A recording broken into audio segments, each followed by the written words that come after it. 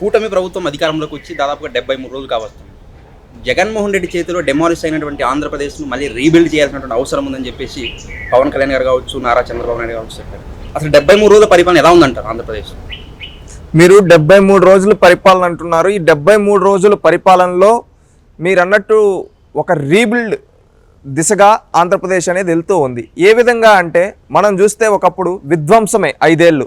ఎక్కడ చూసినా అది గ్రామ స్థాయి నుంచి రాష్ట్ర సచివాలయం వరకు ప్రతి ఒక్క దగ్గర ఒక విధ్వంసం చేశాడు జగన్మోహన్ రెడ్డి. ఏ విధంగా విధ్వంసం చేశాడంటే ప్రజలు ఇచ్చిన తీర్పు దానికి సమాధానం చెప్తుంది. ఎందుకంటే ప్రజలు ఒక అరాచక విధ్వంసాలను తట్టుకోలేక జగన్మోహన్ రెడ్డి అనే వ్యక్తికి మనం ప్రతిపక్షం కూడా ఇవ్వకూడదు అని చెప్పి ప్రజలు ఏం చేశారు, తనకు ప్రతిపక్ష హోదా కూడా ఇవ్వకుండా ప్రజలు కూర్చోబెట్టారు జగన్మోహన్ రెడ్డిని.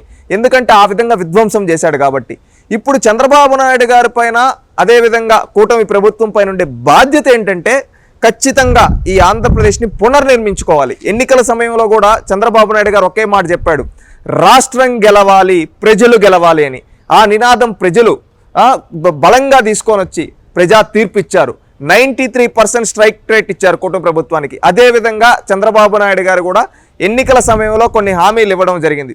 దాంట్లో మొదటిగా డిఎస్సి. ఎందుకంటే గతంలో ఈ 2 తెలుగు రాష్ట్రాల్లో అత్యధికంగా డిఎస్సీలు ఇచ్చిన ప్రభుత్వం ఏదంటే అది తెలుగుదేశం ప్రభుత్వం. ఆనాడు ఎన్టీ రామారావు గారు, మళ్ళీ చంద్రబాబు నాయుడు గారు.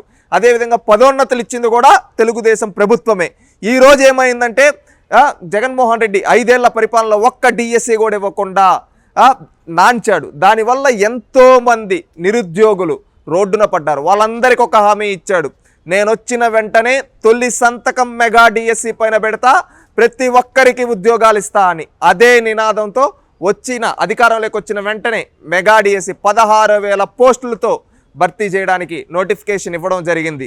5 ఏళ్ల తర్వాత అది ఇచ్చిన మాట నిలబెట్టుకున్నారు. అదేవిధంగా ల్యాండ్ టైటిలింగ్ యాక్ట్. ఈరోజు చూస్తే మనం రాష్ట్రంలో ఈరోజు వచ్చే కంప్లైంట్లు తెలుగుదేశం ప్రభుత్వంగా కూటమి ప్రభుత్వం ఏదైతే ప్రజా దర్బారు, ప్రజా వేదికలు, అదేవిధంగా ప్రజా సమస్యలు తెలుసుకునే దానికి పబ్లిక్ గ్రీవియన్స్ పెడితే అక్కడికి వచ్చే కంప్లైంట్లో 100లో 90% భూ సమస్యల మీదే ఉన్నాయి. అంటే ప్రతి పల్లెలో ఈ వైసీపీ నేతలు, అదేవిధంగా ఈ వైసీపీ నాయకులు, మంత్రులు ఎవరైతే వైసీపీ ప్రభుత్వంలో మంత్రులుగా ఎమ్మెల్యేలుగా చేశారో వాళ్ళు పేదవాళ్ళ భూముల్ని కబ్జాలు చేశారు. దాంతో పేదవాడు బిక్కుమంటూ బతికాడు.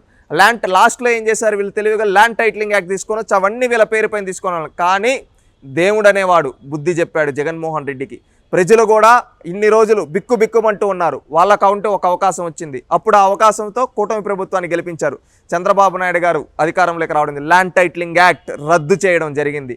అదేవిధంగా ఈ సమస్యలను తీర్చడానికి ఒక స్పెషల్ సెల్ని పెట్టి సిసోడియా గారి నాయకత్వంలో ఈ విధంగా చూడడం జరిగింది. అంటే వీళ్ళు ఏ విధంగా పేదవాళ్ళ భూముల్ని ఈ భూ బకాసురులు వైసీపీ నాయకులు దోచేసారి చూస్తున్నాం.